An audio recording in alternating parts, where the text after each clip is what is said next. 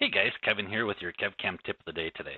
So today I want to cover the automatic geometry that's on by default. So for those of you guys that may just want to pick a single line chain and you find it wrapping it all the way around.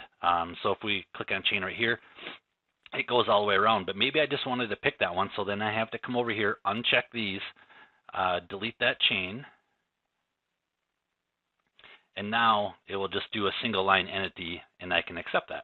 So if this is something that you guys are having to do a lot right here, you guys can actually turn these on by default. So let me hop out of here real quick and we'll close out of that and we'll go to Tools, SolidCAM Settings.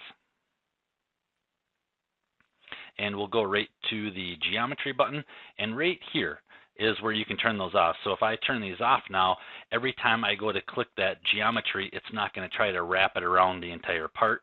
It will just do the single line geometry, and those won't be turned on by default. So just want to show you guys how to turn that off by default, and that way you guys aren't having to go back and forth and wasting time doing that. So if you want them on, they're on right there for you, or if you want them off, that's where you go as well. Thanks guys. We'll talk to you tomorrow with your KevCAM tip of the day. Bye-bye.